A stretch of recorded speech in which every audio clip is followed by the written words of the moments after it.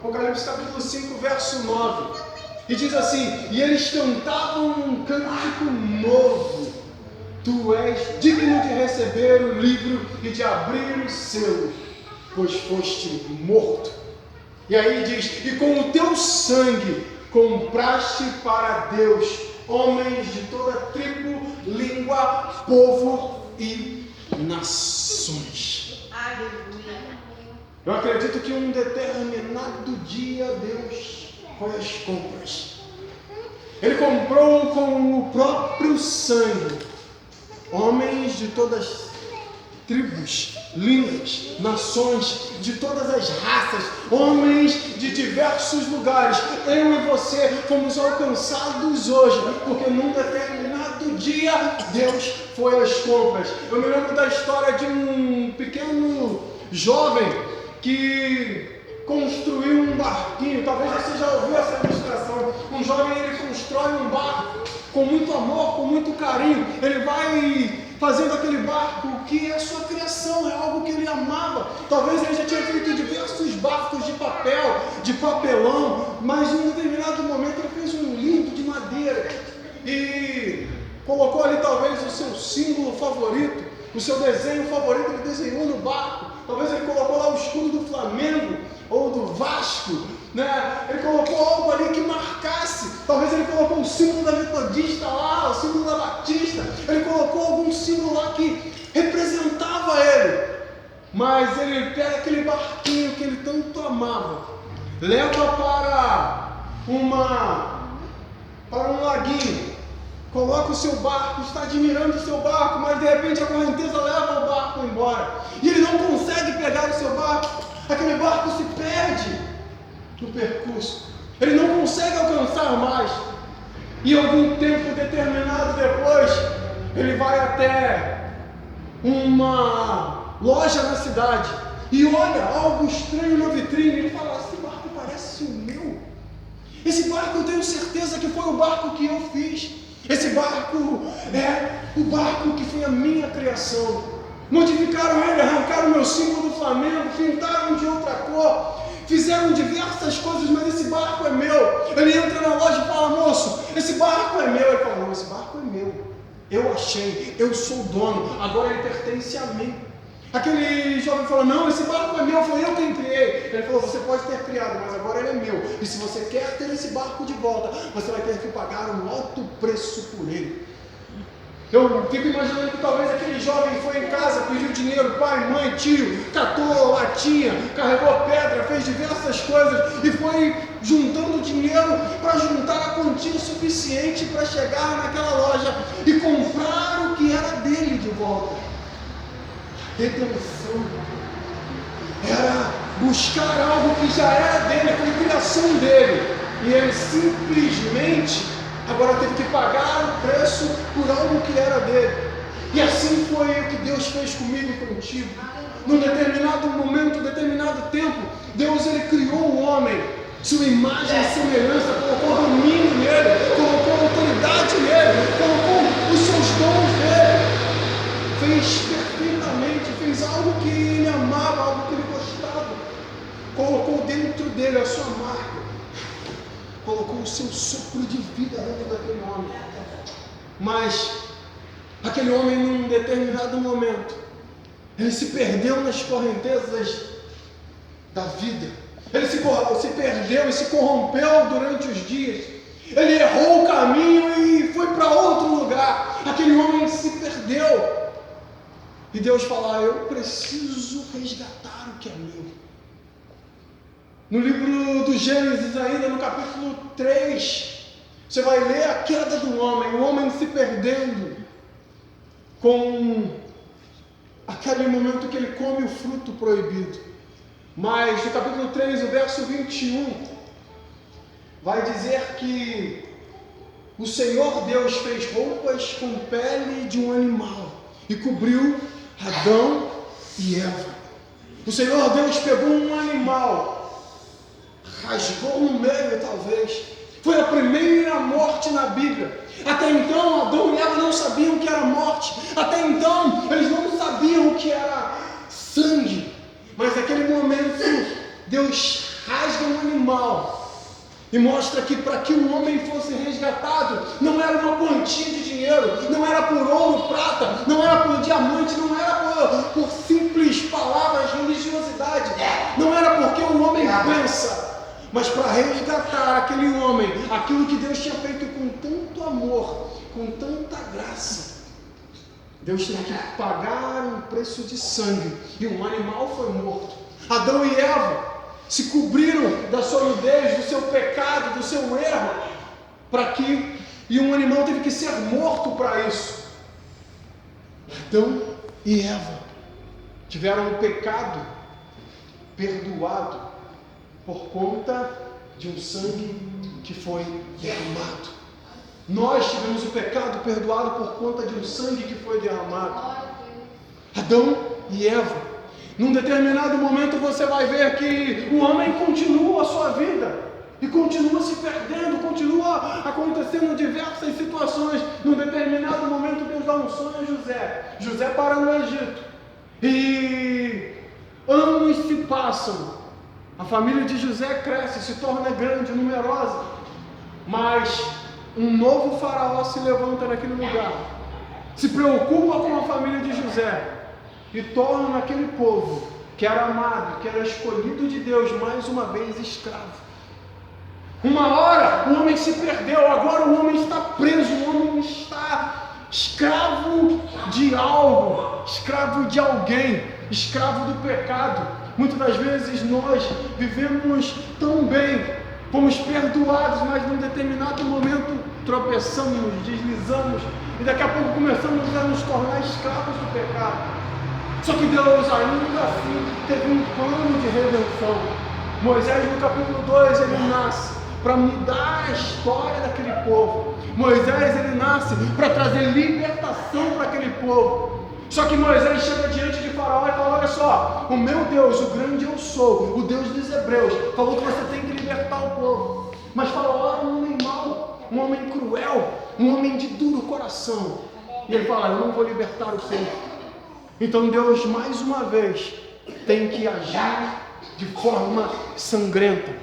Deus ele fala com Moisés que ele transformaria as águas do Nilo, que para eles era um Deus, para eles era algo de extrema adoração. Deus transforma as águas do Nilo em sangue. Peixes considerados deuses morrem. A população fica sem água. Hoje, em pleno século XXI, se ficarmos um mês sem água, acabou a nossa vida, é um caos. Eu acredito que 20 anos atrás, 30 anos atrás, as pessoas se viravam, elas iam na mina, lavavam roupa na pedra, elas faziam diversas coisas e se viravam. Hoje as pessoas têm dificuldade para lavar roupa com a máquina. Tem que lavar roupa, é só botar na máquina e apertar o botão, as pessoas têm dificuldade, reclamam e depois questionam. Imagina 20, 30 anos atrás, que era na pedra. Naquele tempo, nem na pedra eles conseguiam lavar a roupa, eles não tinham água para alimentar, tirar a sede, sei lá, tirar a sede dos animais. Eles não tinham água para regar as plantas, eles não tinham água para nada, porque toda a água do Egito se tornou em sangue. Maldição sobre o Egito, maldição sobre aqueles que tentavam aprisionar o povo de Deus. Mesmo assim, Faraó continuou com o coração duro. E num determinado momento, num determinado tempo, Êxodo no capítulo 12 vai contar a história de que a 10ª praga, a última praga, Deus fala: olha só, hoje à noite eu passarei aí e eu farei com que todos os primogênitos do Egito morram. Só que tem algo que tem que ser feito. Um cordeiro tem que ser morto. O sangue tem que ser derramado. Vai ser passado nos umbrais das portas e nas vergas das portas. Esse sangue vai trazer a libertação do povo. O sangue, ele representou o preço pago pelo pecado. E o sangue representou a libertação de um povo.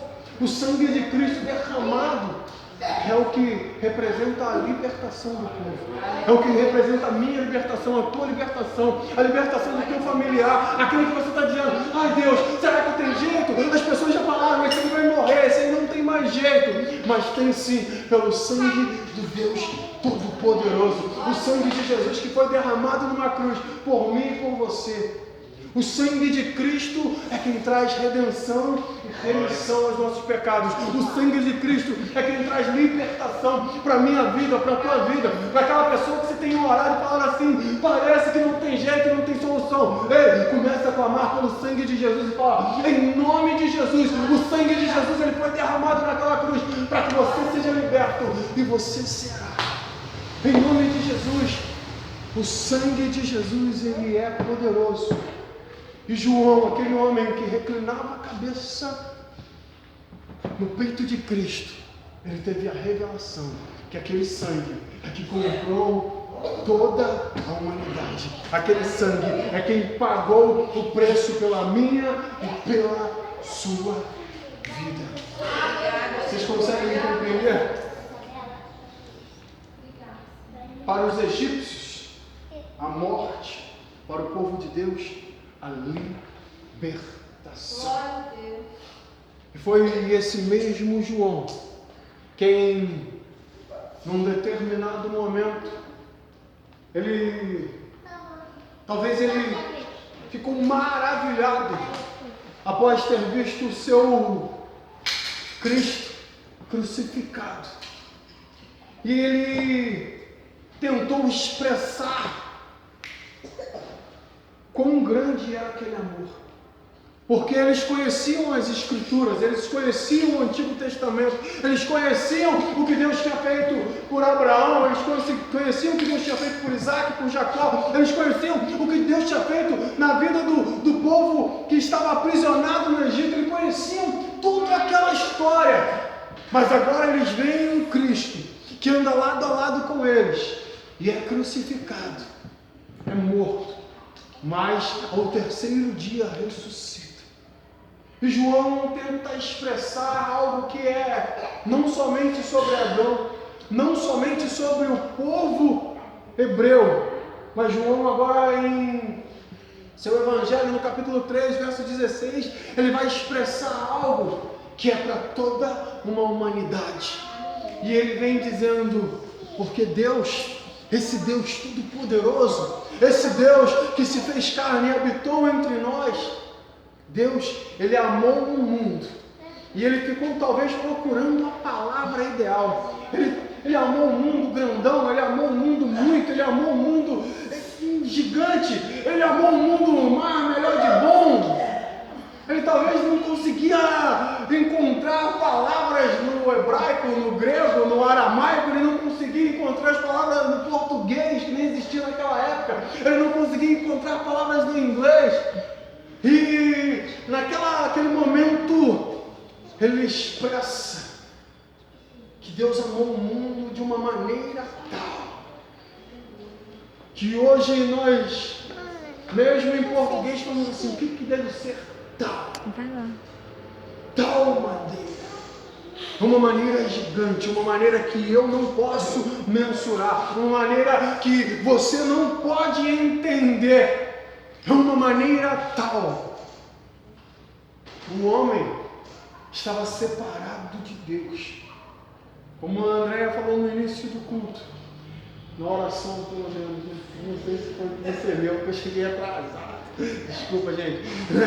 Mas a oração dela dizia que é o pecado do homem quem faz a separação entre Deus e o homem. É o nosso pecado quem fazia a separação. Muitas das vezes você passa pelas pessoas na rua e eles dizem, eu tenho Deus dentro de mim, eu tenho Deus no meu coração, eu tenho Deus na minha mente. E o homem não está separado de Deus por um espaço físico, geográfico. O homem não está separado de Deus por apenas dizer que tem uma religião ou que de uma religião que é totalmente contra Deus. Ele não é só por isso. Mas ele está separado de Deus por causa da sua essência, da sua natureza. Aquele homem se torna pecador em Adão. Aquele homem se torna pecador em Adão. Deus derrama o sangue para que eles fossem cobertos e limpos. Mas mesmo assim, a natureza do homem ficou desconectada de Deus. É como uma rádio fora do ar. O homem não podia mais conectar a Deus. O homem não podia mais ouvir claramente a Deus. Um homem que andava lado a lado com Deus. Um homem que todos os dias à tarde Deus ia visitar e falava com eles livremente. De repente, está totalmente fora. A humanidade está fora. A humanidade está longe de Deus. Não geograficamente, não fisicamente, não num espaço físico. Deus não está distante assim, mas a natureza do homem está corrompida diante de Deus, por conta do pecado que faz separação entre nós. Mas Deus amou o mundo de tal maneira, sabendo que era podre, mau, pecador, sujo, imundo, sabendo dos seus erros, dos meus erros, sabendo as nossas dificuldades, Ele falou assim: eu ainda assim quero resgatar para mim, mas não vai ser a morte de um cordeiro, não vai ser a morte de um carneiro, de um cabrito, não vai ser a morte de um animal, não vai ser a morte de homens, mas vai ser a morte de apenas um, que vai pagar o preço por toda a humanidade.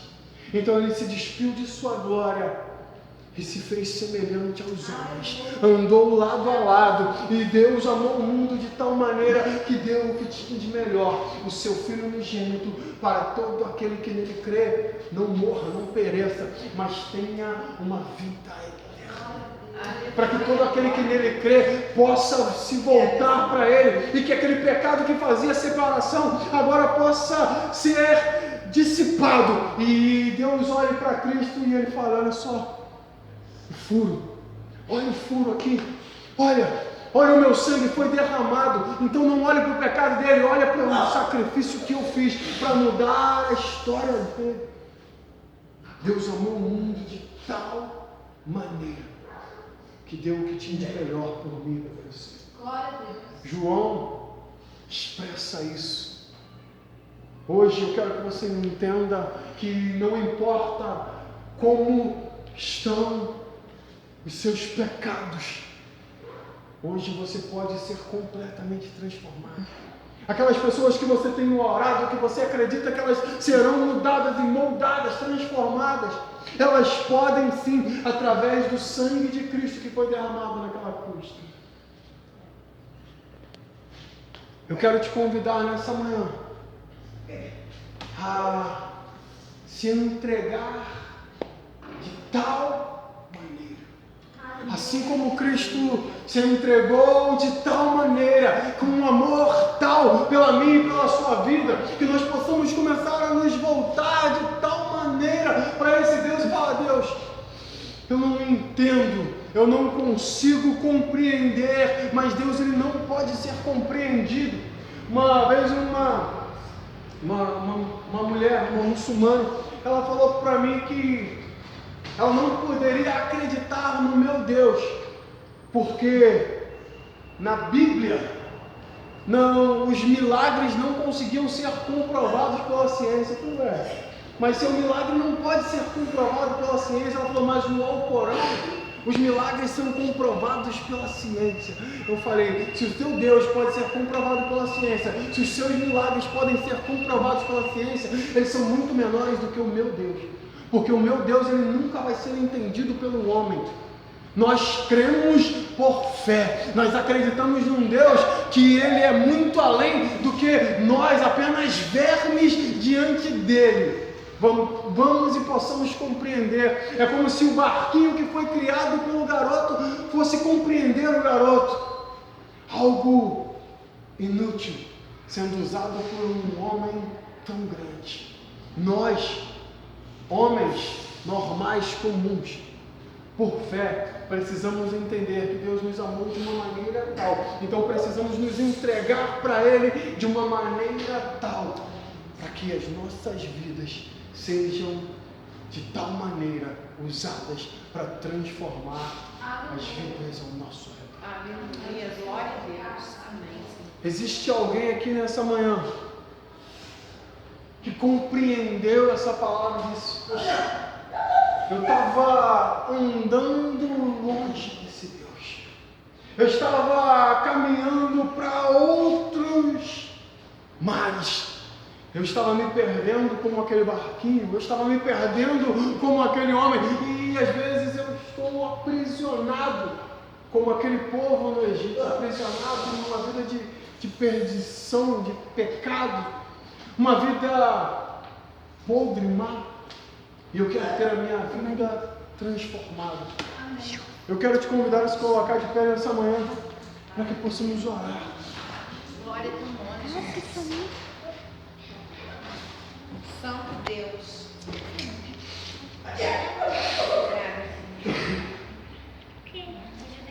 Deus, em nome de Jesus, Pai, nós entendemos que o teu sangue, nós entendemos que o teu amor, nós entendemos que a tua graça, Senhor, ela nos resgatou, Deus, de uma maneira tal, Pai, que tivemos e temos a oportunidade de estar aqui nessa manhã.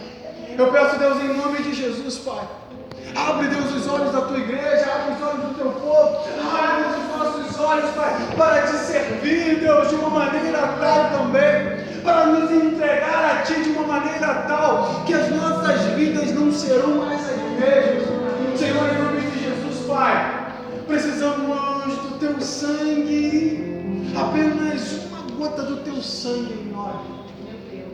Deus, como um testemunho que eu ouvi, uma mulher que precisava fazer uma transfusão de sangue. E ela estava com anemia. Ela não poderia fazer aquela transfusão porque ela iria morrer. E uma determinado profeta falou para ela: eu hoje te dou uma gota do meu sangue. E ela olhou para Deus, em nome de Jesus, Pai, em nós, homens fracos, pecadores, homens simples, Senhor, coloca em nós uma gota do Teu sangue, Pai, para que nós possamos fazer a diferença nessa sociedade. Deus, em nome de Jesus, limpa-nos, cura, transforma-nos, Pai, para que em nome de Jesus, Pai, essa sociedade seja mudada pelo Teu poder, pelo poder da Tua palavra, pelo poder do Teu sangue. Senhor, em nome de Jesus, Pai, nessa manhã, a Tua igreja aqui reunida, Pai, ela possa entender o Teu propósito para ela estar aqui. Que ela possa entender o Teu amor e o Teu favor, Pai, em nome de Jesus. Assim nós oramos, Pai. Amém. Amém, Jesus. Tem alguém aqui nessa manhã que quer voltar para Jesus, que quer entregar a sua vida para Jesus, que estava afastado dos caminhos do Senhor, e quer dizer: eu quero me entregar porque eu sei que o preço já foi pago. O preço já foi pago. O sangue já foi derramado. Agora, todo aquele que nele crê, não pereça, mas tenha a vida eterna.